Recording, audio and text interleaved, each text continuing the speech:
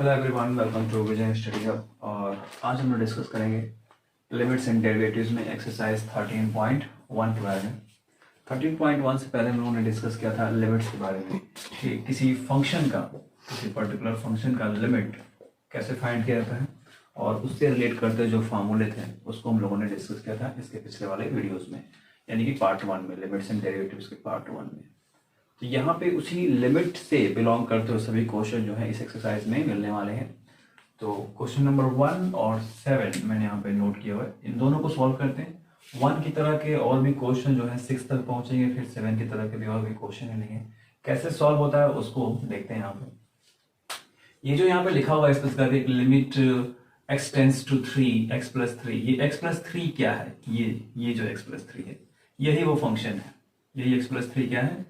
वो फंक्शन है, ठीक है, यानी कि F x equal x plus 3। तो जो एक फॉर्मूला मैंने आप लोग बताया था कि limitation x tends to a F X जो है वो क्या हो जाता है? एफ ए हो जाता है। यानी कि ये फंक्शन जो दिया होगा उसमें हम x के प्लेस पर a पुट करेंगे और वो पुट करने की कंडीशन में ही हमें क्या मिलता है? एफ ए मिलता है। x के प्लेस पर a पुट कर दिया गया, यानी ये फंक्शन जो भी होगा उसमें x के प्लेस पर जो भी ये a क्या होता है? एक रियल नंबर होता है। इस रियल नंबर को पुट करेंगे, पुट करने के बाद कैलकुलेट करते हैं, जो भी वैल्यू आएगी वही उसकी लिमिटेशन होगी। तो हमें इसी फॉर्मूले के थ्रू यहाँ पर जाना है। समझिएगा कि यहाँ पे क्या प्रोसेस है। तो ये नॉर्मली x टेंस टू 3 है, यानी कि हमको पुट कर देना x के प्लेस पर 3, यानी कि 3 प्लस 3 इक्वल कितना मिल रहा है? 6। तो यही क्या है? वो आंसर, वो वैल्यू। तो ये x टेंस टू 3 रखने पर तो 6 आ गया। नॉर्मल एक फंक्शन था, उसको हमने x की वैल्यू पुट कर दी, x के प्लेस पर a जो भी है, a के प्लेस पे क्या था? 3 था। अब ये सिंपल एक लीनियर इक्वेशन था, वन वेरिएबल। ये कुछ इस तरह से अगर दिया हो, यहाँ पे ये 3x square minus x minus 10 upon x square minus 4, और ये न्यूमरेटर और डिनोमिनेटर में हो, यहाँ से स्टोरी थोड़ी सी इसकी चेंज हुई। करना ऐसे ही है, बट इसके जो रीमार्क्स हैं, इसके जो नोटिंग पॉइंट है, उनके थ्रू भी यहाँ पे थोड़ी सी कंसिडरिंग समझने की क्या स्टोरी बनती है। अब इस क्वेश्चन 1 की तरह 2 से लेकर 6 तक के सभी क्वेश्चन सेम इसी पैटर्न पे होने हैं, इतना आपको माइंड रखना है। अब यहाँ की स्टोरी जरा ध्यान देते हैं। इसको मैंने बताया यहाँ पे कि x की जो वैल्यू उसे डायरेक्टली आपको इसमें पुट कर देना, क्योंकि वही स्टोरी यहाँ पे एफ ए के थ्रू हो रही है। Very good. बट अगर यहाँ पे हम करते हैं x टेंस टू 2, यहाँ वैल्यू पुट करते हैं, तो इसके डिनोमिनेटर में भी एक्स स्क्वायर माइनस 4 है, तो x के प्लेस पर अगर 2 पुट करेंगे तो ये क्या हो जा रहा है? 0। जब 0 किसी का डिनोमिनेटर होता है तो वो फ्रैक्शन या वो रेशनल नंबर क्या होता है? अनडिफाइंड हो जाता है, इनफाइनाइट आती है वैल्यू। तो लिमिट में इनफाइनाइट नहीं लाना है। लिमिट में क्या करना है? इनफाइनाइट नहीं लेना है। जितना ज्यादा हो सके इनफाइनाइट से बचना है। और वो इनफाइनाइट हम लिखते भी नहीं, यहाँ पे हम उसको लिखते हैं नॉट डिफाइनिंग, ठीक है। तो बचा सकते हैं तो बचा लेते हैं, और अगर नहीं बच पाएगा, लास्ट में वो 0 आ ही रहा है, तो उसको नॉट डिफाइन सेंटेंस लिखना पड़ेगा उसके सॉल्यूशन में। तो फिलहाल यहाँ पे बचाने का एक ही प्रोसीजर है कि ये जो फंक्शन है इसको फैक्टराइज करते हैं। क्या करते हैं? फैक्टराइज करते हैं। अगर फैक्टराइज हो पाता है और होने के बाद अगर कुछ कैंसिल होने के बाद चीजें बचती हैं तो करते हैं, देखते हैं क्या होता है। तो ये हो गया आपका लिमिटेशन x टेंस टू 2 और 3x square minus x minus 10 को करते हैं, तो 10 3 या 30, तो 6 5 या 30 होगा, 6x प्लस 5x माइनस 10, और ये एक्स स्क्वायर माइनस 4 ए स्क्वायर माइनस बी स्क्वायर की तरह होगा, तो x माइनस 2 और x plus 2, right.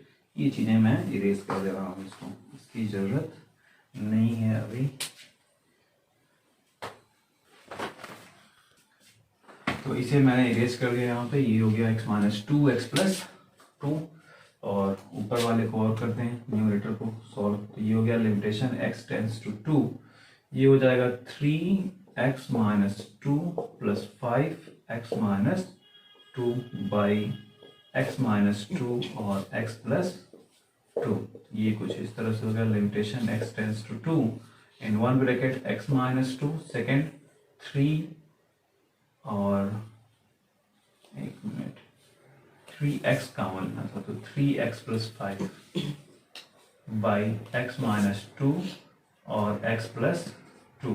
x minus two से x माइनस टू कैंसिल, तो हमारे पास बच गया limitation x tends to 2 3x plus 5 by x plus 2। अभी ऐसा कुछ कंडीशन नहीं है, माइनस की कंडीशन नहीं है, प्लस की है, तो ऐड करेंगे तो कुछ ना कुछ जरूर मिलेगा।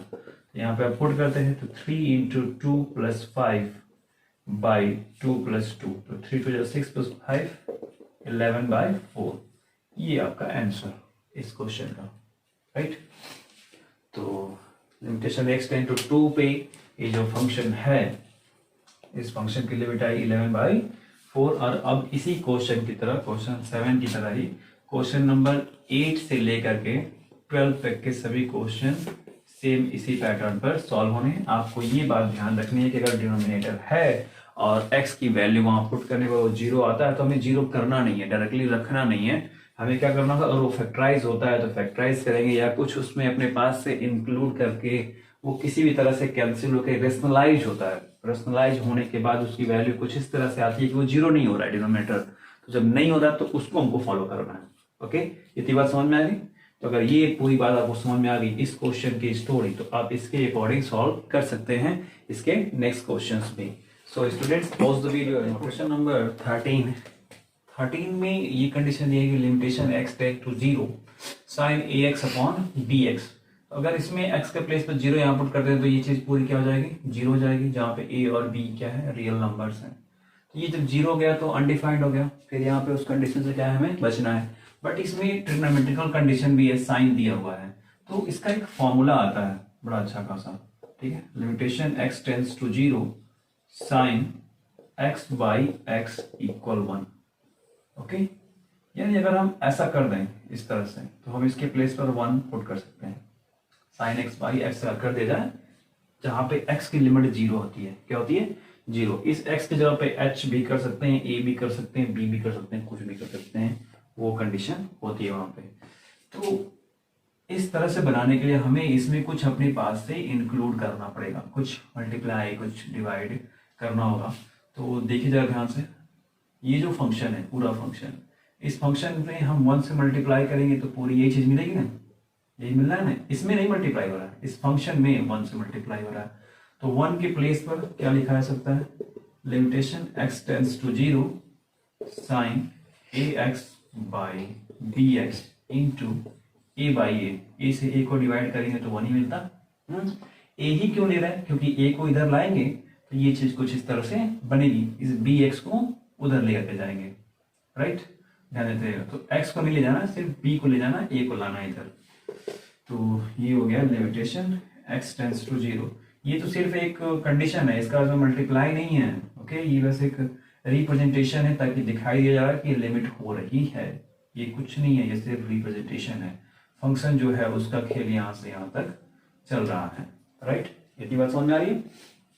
तो ये क्या हो गया, sine ax by ax into a by b। b यहाँ चला गया, a इधर चला गया, a ऊपर जो है वैसे ही है, ठीक है। तो ये अब कितना हो गया, ध्यान दीजिएगा, ये कुछ इस तरह से, इसकी वैल्यू कितनी हो जाएगी, 1, ठीक है।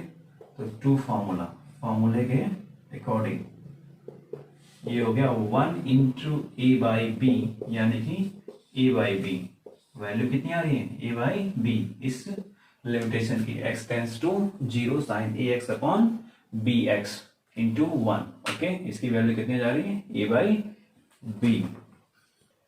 तो अब इसी क्वेश्चन की तरह, क्वेश्चन 13 की तरह ही क्वेश्चन नंबर 14 से लेकर के 15-16 तक के सभी क्वेश्चन सेम इसी पैटर्न पे सॉल्व होंगे। अगर आपको ये पूरी बात समझ में आ गई है तो आप 14 से लेकर के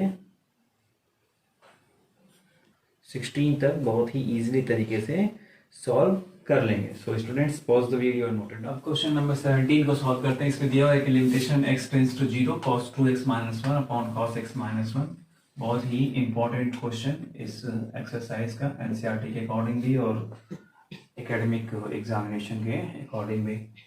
अब ये क्वेश्चन कैसे सॉल्व होगा, फॉर्मूला वही है जो पीछे भी बताया मैंने 13 नंबर क्वेश्चन के लिए, उसी तरह सॉल्व होगा। इसको हमको थोड़ा सा मॉडिफाइड करना होगा, बनाना होगा ट्रिग्नोमेट्रिक फार्मूले के अकॉर्डिंग। ट्रिग्नोमेट्रिक फार्मूला आप लोग को इसके लिए रिवाइज करना होगा, जो पीछे पढ़ाया गया पिछले चैप्टर में। इसलिए ट्रिग्नोमेट्री का चैप्टर है ना, तो उसके अकॉर्डिंग। तो आइए चेंज करते हैं इसको। ये हो गया limitation x tends to 0 cos 2x का formula 1 minus 2 sine square x minus 1 by, इसका भी वही 1 minus 2 sine square x by 2 minus 1। तो माइनस 1 से प्लस 1 कैंसिल, प्लस 1 से माइनस 1 कैंसिल, तो ये माइनस से माइनस भी कैंसिल हो जाएगा। तो हमें मिलेगा लिमिटेशन x टेंस टू 0, 2 से 2 भी कैंसिल, तो हमें सिर्फ इतना मिलना है साइन स्क्वायर x बाई 2, यहाँ नहीं रहेगा, 2 को 2 कैंसिल हो गया, यहाँ है सिर्फ साइन स्क्वायर x बाई 2। अब क्या करना है, यहीं पे मल्टीप्लाई और डिवाइड करना है। तो ऊपर वाले के लिए भी into x square by x square, x square से एक्स स्क्वायर मल्टीप्लाई कर देते हैं क्योंकि ये स्क्वायर के फॉर्मूले में है, और ये भी कुछ उसी तरह से, ठीक है, एक्स स्क्वायर बाई 4 और ये एक्स स्क्वायर बाई 4, क्योंकि नीचे आएगा तो वो स्क्वायर के फॉर्म में आना है, ठीक है। अब वो कैसे आ रहा है यही ध्यान देना, लिखिएगा।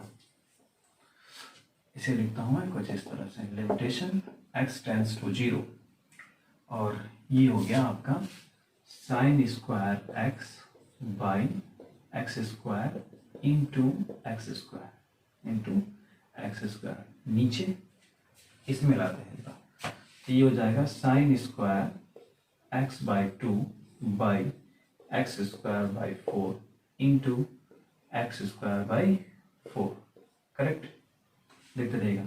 तो इस साइन स्क्वायर x को अगर साइन x का होल स्क्वायर लिखेंगे तो बात सेम है, और इसका स्क्वायर हटाएंगे तो ये कुछ इस तरह से आ जाएगा, आएगा ना, साइन x का होल स्क्वायर बाई x का होल स्क्वायर, स्टोरी सही है।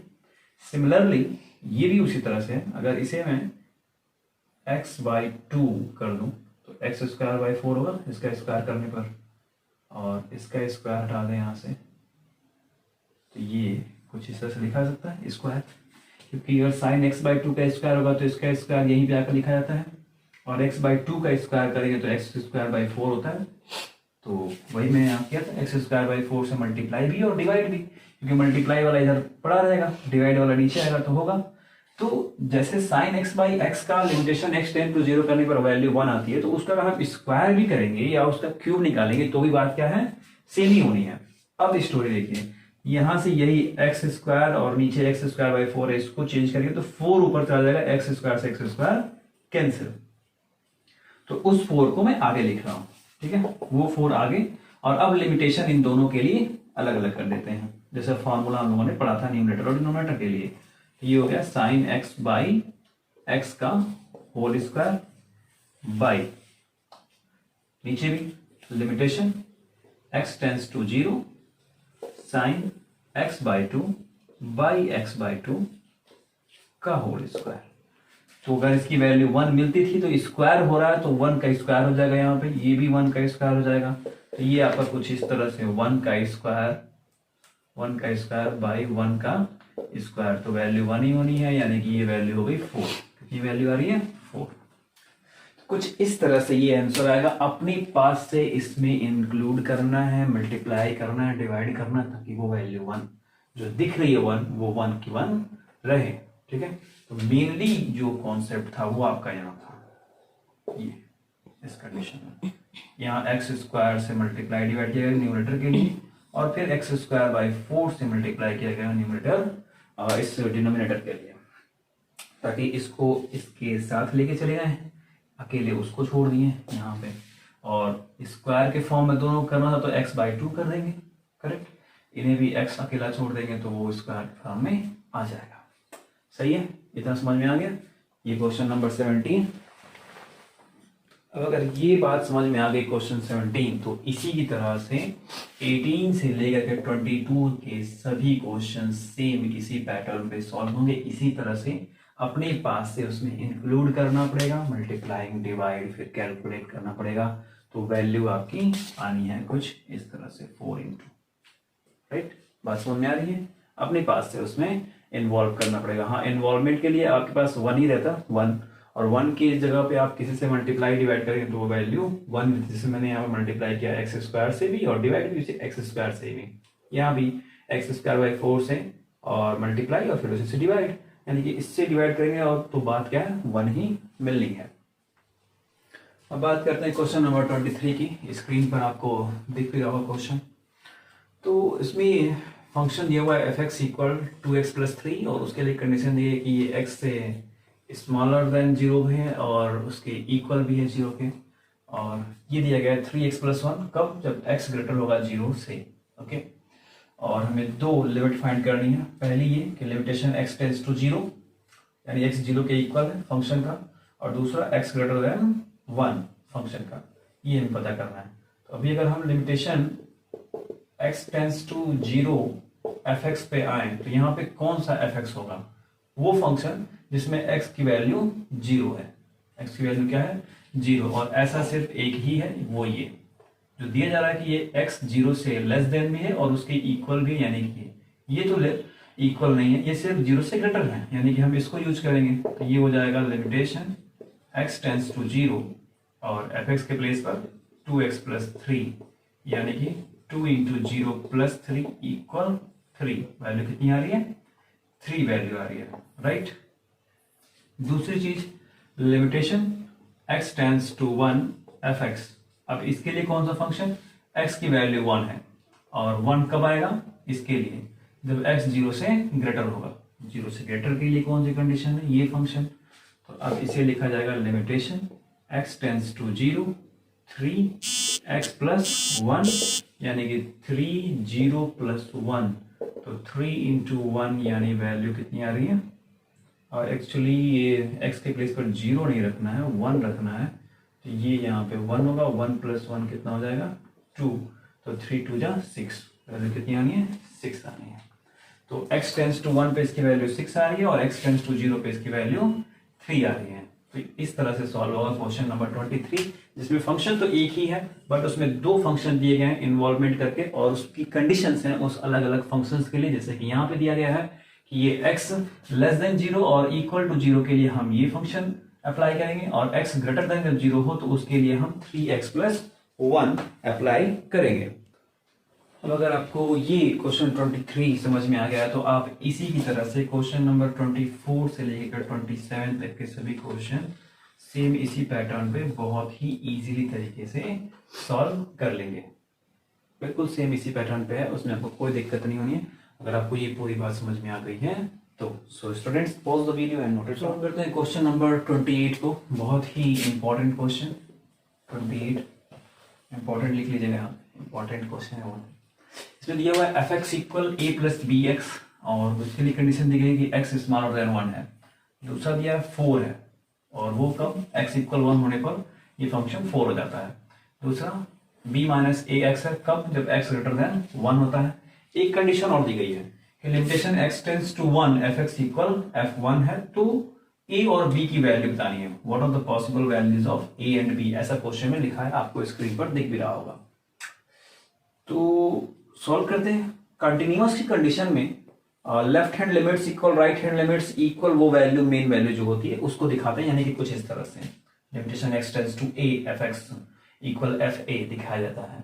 तो कुछ इसी कंडीशन में हम भी चलते हैं यहाँ पे लेफ्ट हैंड लिमिट्स की तरफ।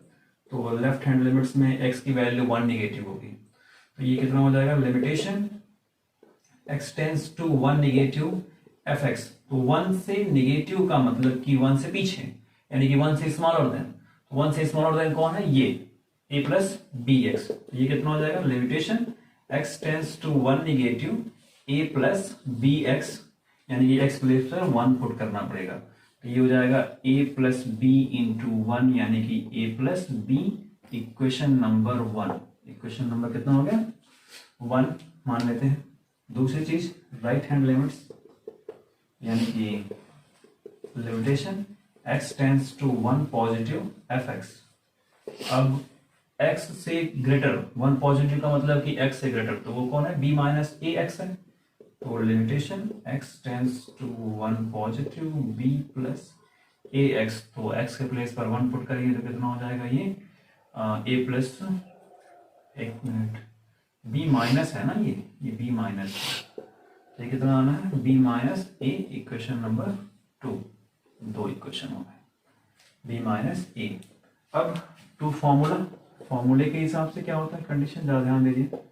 फॉर्मूले के हिसाब से होता है कि limitation x tends to 1 negative F x equal limitation x tends to 1 positive f x equal limitation x tends to 1 F x.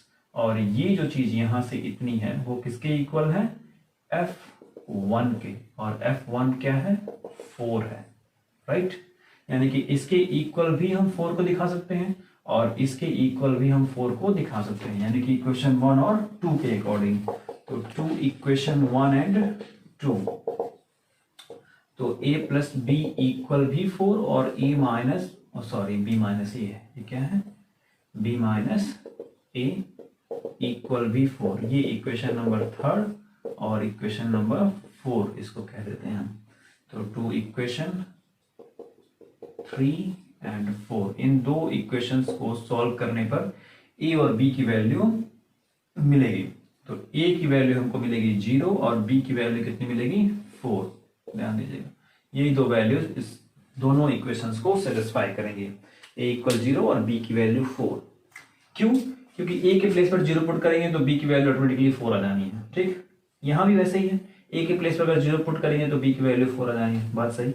लेकिन अगर आप सोच रहे होंगे कि हम b के प्लेस पर क्यों नहीं 0 रख दे रहे हैं और a की वैल्यू 4 रख दे रहे हैं, तो कोशिश करके देख लीजिए। यहाँ पे अगर b के प्लेस पर 0 रखेंगे तो a की वैल्यू इक्वेशन 3 के लिए तो 4 आ रही है, बट इक्वेशन 4 के लिए वो -4 हो जाएगी, तो वो सेटिस्फाई नहीं कर पा रहा है। तो इस वजह से ये a इक्वल 0 b इक्वल 4 ये दोनों इक्वेशन को सेटिस्फाई कर दे रहा है।